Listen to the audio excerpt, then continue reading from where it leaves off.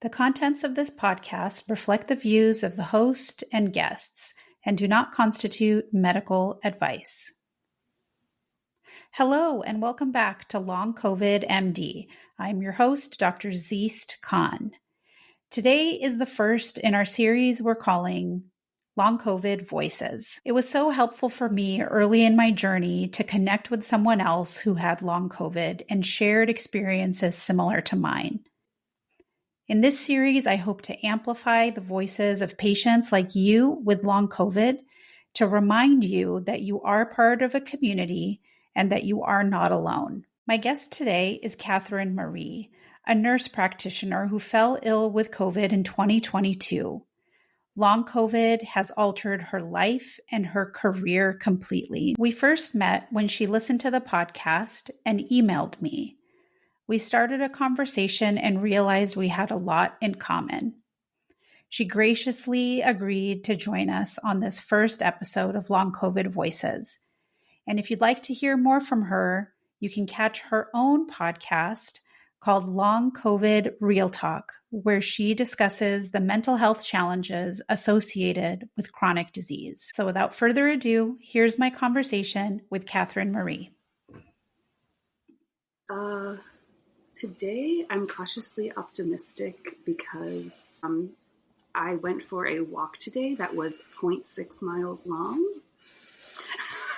That's a big deal. I know. Yeah, it was. I was very, very happy, and my dog was there, and we walked our little one to preschool, and then did a loop around, and I was very, very cautiously optimistic. Yeah. So. We are forced to kind of quickly become experts in like Buddhist philosophy of just like enjoying the moment and somehow not worrying about what happens afterward, but in a responsible way, and then also keep track of everything. Yes. I think that for me, I feel like long COVID, it helps you very quickly have to embrace your mortality and all of a sudden think about what everybody who's aging eventually has to think about, but you just have to think about it really fast. And I'm someone in their 40s should not be worried about whether they can walk to their mailbox, right? But yet here we are. So in a way, it helps me. It helps me also think about what other people go through, or just everyone as they age. It's just that we have to do it really fast. Mm-hmm. I didn't yesterday, but I almost went to the grocery store, and I was actually a little nervous about it because I thought, well, I am feeling okay right now, so I don't know if this feeling that I'm okay, if that's just short-lived, and I'll have, a post-exertional malaise episode if I go. So I reined it in and I went home, but I was very excited yet a little scared because we're always kind of afraid of that possible PEM if we feel like we're okay. Yeah, we don't know what our body's capacity is until after the, exertion. So it's really challenging. Yeah. I don't like that that we get input from our bodies, but in a delayed way. I wish there was some way that it could tell us while we're doing the behavior, the action, oh, this is too much, instead of waiting for a few hours and then realizing, oh my gosh, I completely overdid it. What do you want to tell us about maybe how you first realized something was wrong? Is that a good place to start? Yeah, I think that's good. Yeah, originally when I had COVID, it was the summer of 2022, so I'm rounding up on 2 years. And I knew that I had asthma, and I already had depression and anxiety and ADHD, so I knew that I had the mental health component too. But everyone told me, oh, you're fine. So I didn't get Paxlovid because I didn't consider myself a high risk person.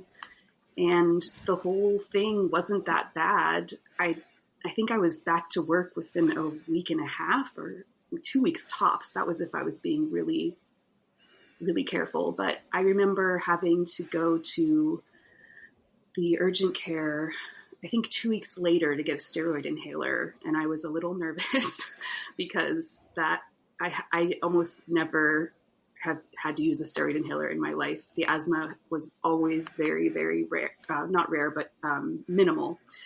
So that was the first indication that made me question whether or not I had long COVID. And then I went to see my PCP and I said, I feel like I'm not getting better. And we did the labs and everything. And I would say by October, November, that was when I started to say, well, just to be safe, I really want a referral to the long COVID clinic at Stanford. I researched where it was and asked for a referral. And then I got a referral for the Palo Alto Medical Foundation long COVID clinic too. So I saw the PAMF one in December.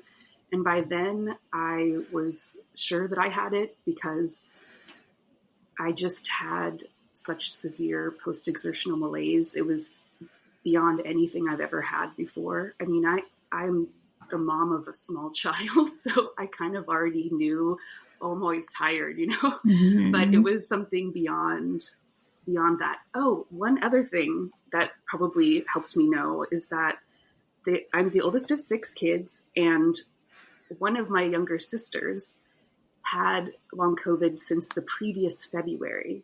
So I had someone in my family going through it. At the time she was in SoCal, and we were communicating pretty frequently about it. And we hate to say it to each other, but we're really glad that the other one has it because otherwise I would feel like I'm going crazy. I just I would feel like this is not possible. what I'm experiencing is not possible for me. My body is doing this. I don't understand. But her going through it really helped me see that I had it. And she would explain how you pass out on your bed, like not just fall asleep, but we face plant on her bed for hours and you're too tired to get up to eat or go to the bathroom or anything. You're just out for hours. And when we started realizing that it's just very surreal. And I still kept thinking, no, I don't really have it. And I kept thinking, well, all the medical providers I went to see, everyone said, oh, you're going to get better. Everyone gets better from this. So I felt like I didn't want to overstate my symptoms or, I guess, focus on it too much. So the whole time I was working full time, and as I started to get into the new year, like 2023, I realized that I was going to need to ask for reasonable accommodations because I thankfully had a job that I mostly was working from home. So I was able to take naps and then just put in an hour of sick leave or something like that. But I realized that as we were being called more and more to go back in person to take care of patients, I couldn't go back. And I asked for a reasonable accommodation. It didn't go very well. So I ended up having a really big flare-up because I was trying to work full-time with long COVID. I did the study at Stanford, the 15 days of Paxlovid. I felt amazing. I thought I was cured. And then I wasn't.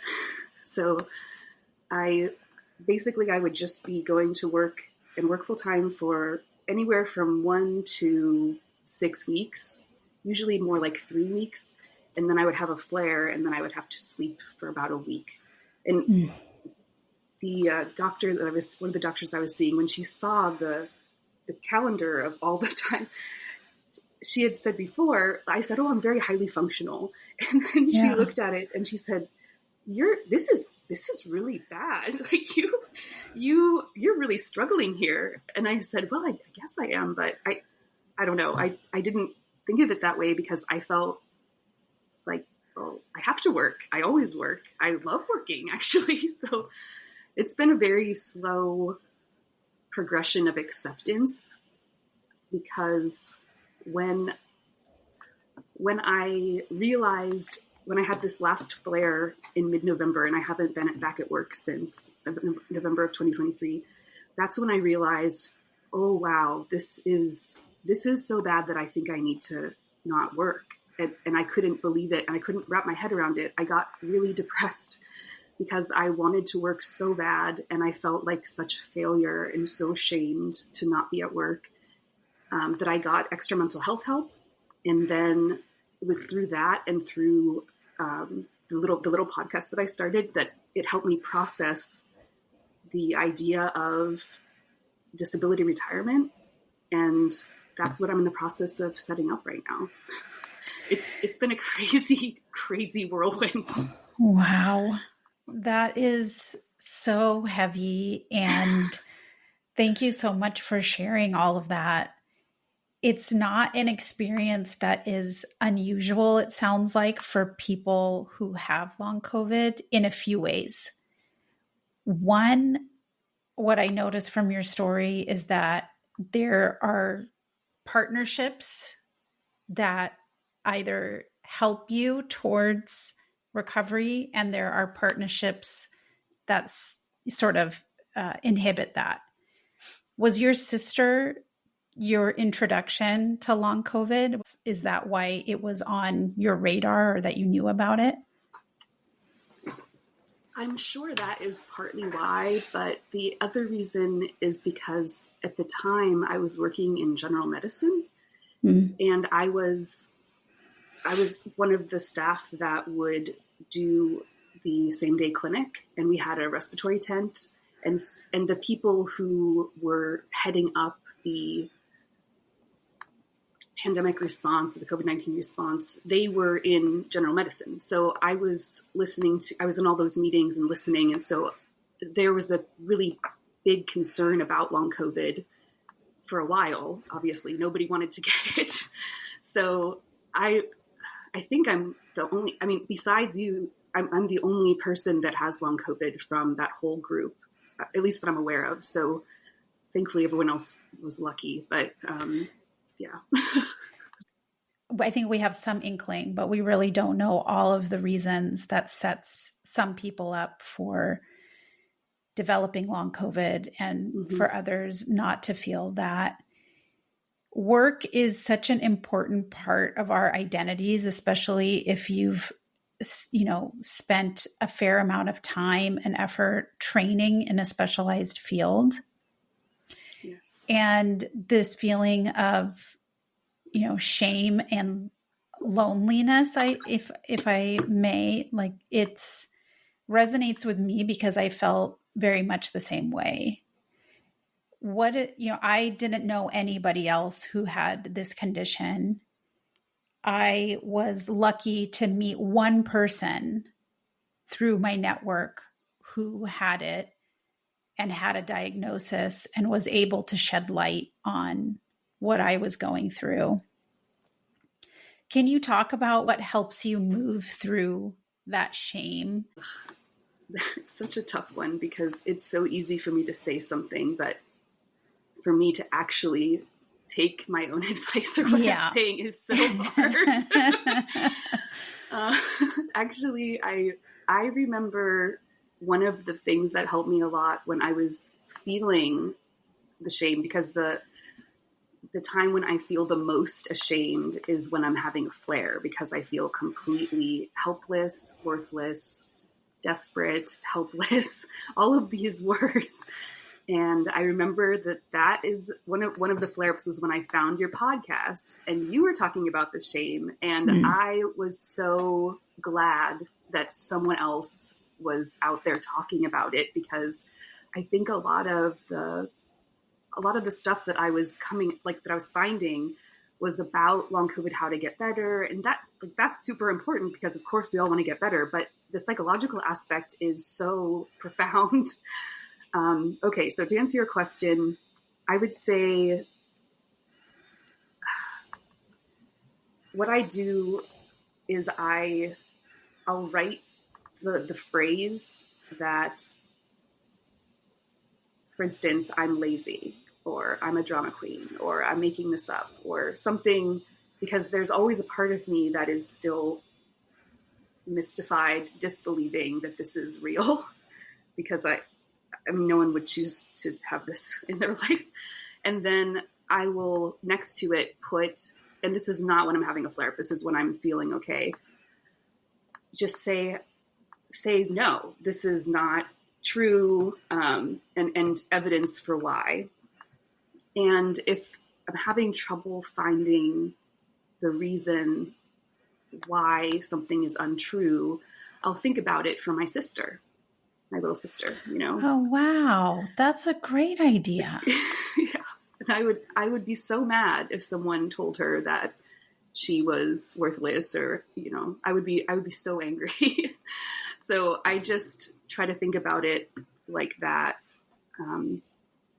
Like someone that you love, or my kid, or something like that. That gives me goosebumps, because we all hear that, phrase of, would you talk to a friend the way that you talk to yourself when you speak negatively to yourself? And for you to really personalize that and make it really specific, how lovely. A face of someone you care about and who you love. We can have all of these techniques, but I feel the same way. Just this week, I realized the times that when I'm not feeling well physically, I don't like myself the most. Absolutely. And I was like, wait, am I being ableist? Am I just discriminating against myself? And because we can't move around much, we're stuck with ourselves. And sometimes we're really stuck with a bully. Yeah.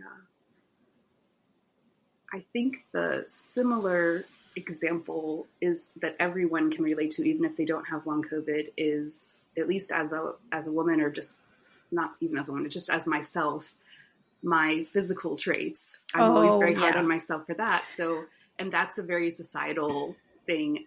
I've noticed that the generations after us seem to not have it as badly as we did. Me too. It's great.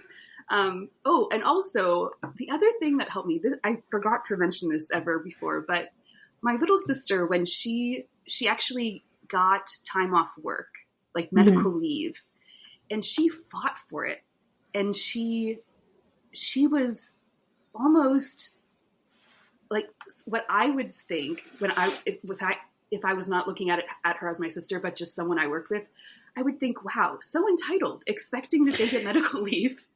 Yeah. But she got the medical leave, and it gave me the confidence and the chutzpah to go and say, I need a reasonable accommodation. And even though it didn't go well, I can say that I really tried. Mm-hmm. I didn't just throw in the towel and say, oh, I can't do it, whatever. I tried as hard as I could. It's amazing how little practice we have advocating for ourselves. Yeah. Some of it's generational, but I don't know. Well, also, you're trained as a physician. Medical school is absolutely brutal.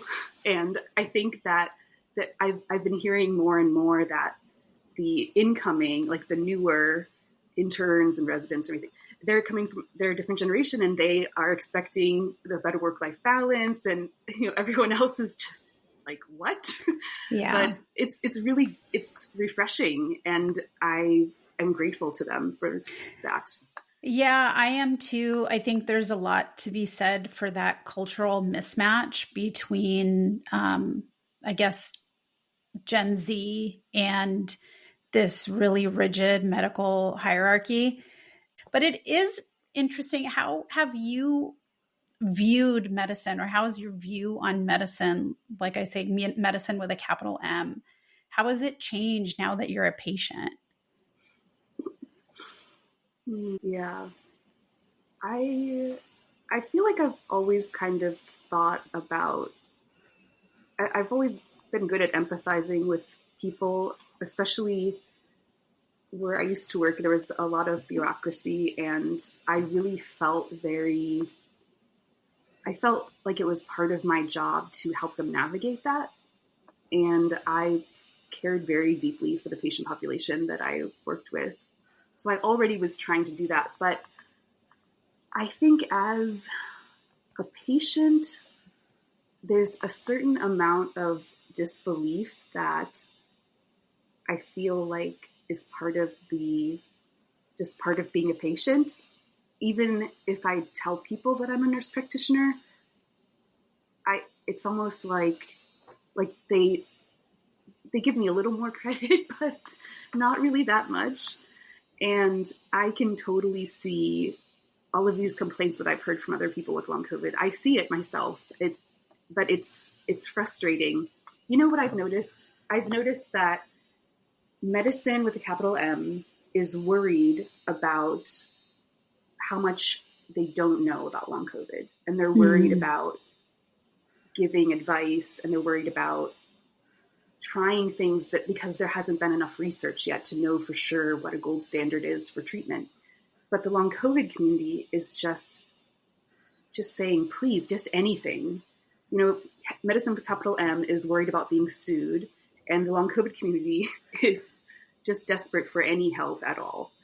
So I wish there could be a little more of a melding of the two, I guess, an understanding of the two, because and unfortunately, because long COVID is so diffuse in all of the symptoms, it shows the weaknesses of our healthcare system, just the fragmentation of it. So there's one person that needs to go see 8 specialists because they have all these symptoms. And it's why the long COVID clinics are really a great idea, because they have everybody from different specialties and areas on board. But there are a lot of places that don't have the long COVID clinics anymore, or they never had them. So the patients with long COVID just feel kind of forgotten. Yeah, you bring up a really important point, that it feels like both sides of this relationship, long COVID patients and providers, neither side feels safe with the other. And they both feel that the stakes are really high. And if you both agree the stakes are really high, I'll say, like, physicians and other healthcare workers are like, the stakes are really high, so I am not going to do something that's going to cause more harm. And the long COVID patients, we might finish that sentence by saying, the stakes are really high, try anything. Anything. Yeah. The stakes are really high, please act. And physicians are like, the stakes are really high, I can't, I need to stay still. Yeah. I need to wait. Sure. Yeah. Wow. Yep. That is a wild mismatch, and probably the heart of why so many long COVID patients are undertreated. Mm-hmm. Yeah, I think also because a lot of people who would be the front line of seeing patients with long COVID would not necessarily even, it's so hard. There's no one thing or one test or one to diagnose long COVID. I remember when I was still working full time and I was in same day clinic, there were so many people that would come through, and I would say, "Ooh, you know what? I can't say for sure because this is the first time I'm meeting you, but some of these symptoms are very long COVID-ish. When did you have COVID?" But I was cautioned by my colleagues to not do that, because these people were older, had many medical problems. How am I to know if it's long COVID versus a million other things it could be?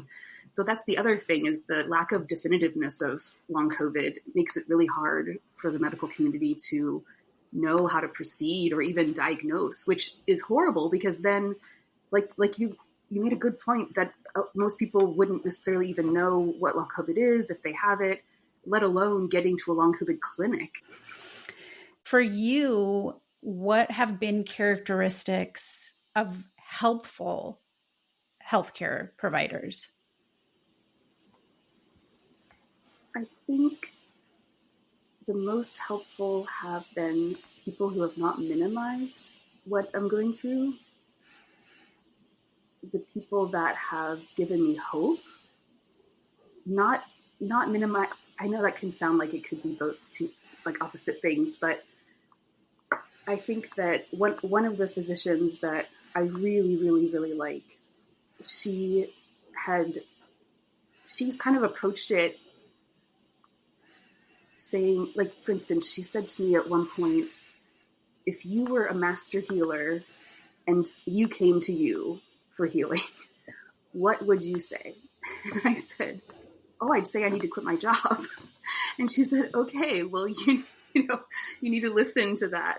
But she just was so insightful. And one of the reasons why I think she was so insightful is she had a similar thing happen to her. It wasn't exactly long COVID, but it was a similar type of thing where she had to take a step back and get better. And I think the other physician who really is helpful to me, she just has a lifetime of experience, and she's gone through a lot of trauma in her life, not just really difficult times. And I think when you have a medical provider who's really suffered in some way, either they've been through it themselves or they've been through something difficult, then you have that depth to them that they can connect. Yeah. Life experience and being in touch with your humanity and bringing that to your job. There's so much more we could talk about, but I don't want to fatigue you, especially with, maybe another time we can talk about this whole topic of identity and self-worth and being attached to what determines our self-worth. And is our job our identity?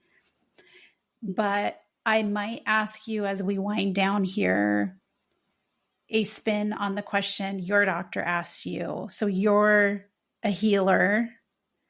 What message do you want people listening to this episode to know?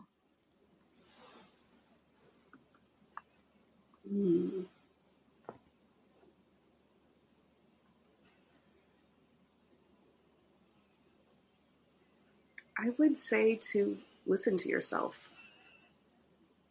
because I think that a lot of us know what we need to do, but we're just really kind of afraid to take the step to do it because it might be a little more drastic than we would like. But there's one thing that my little sister gave me for Christmas. She's grabbing a book. She gave this me for Christmas. This is the one with long COVID. It says, not all storms come to disrupt your life. Some come to clear your path. I have goosebumps again. Well, I hope that your life and your path is clear. I hope that for everyone who's struggling with long COVID, because this is a storm. Yeah. Sure. Katherine, thank you so much for talking with us. Is there something that you want to share or say that we didn't talk about? I just appreciate your podcast because I felt less alone, and I know that I have a little podcast, but the whole reason why I made it was for myself and for my little sister, because it's so easy for me to say things when I'm feeling okay, but then when I'm feeling horrible and I'm in that pit, then it's something that I listen to myself, and I listen to you. So even though this is our first time actually seeing each other and talking in real time, I've really appreciated your presence in my life, and I'm really just very grateful for that. Well, I appreciate that. I'm very humbled by that. I think we need more voices, and we just need to know there's more of us out there. We are by necessity siloed, and we can feel really, really alone. And we have to remind ourselves and each other that we're not. Do you want to share where people can find your podcast?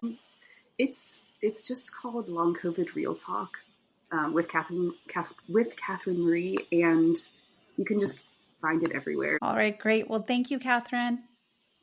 Thank you very much. It's a pleasure to meet you. Likewise. Thank you again to KatherineMarie for sharing her powerful story.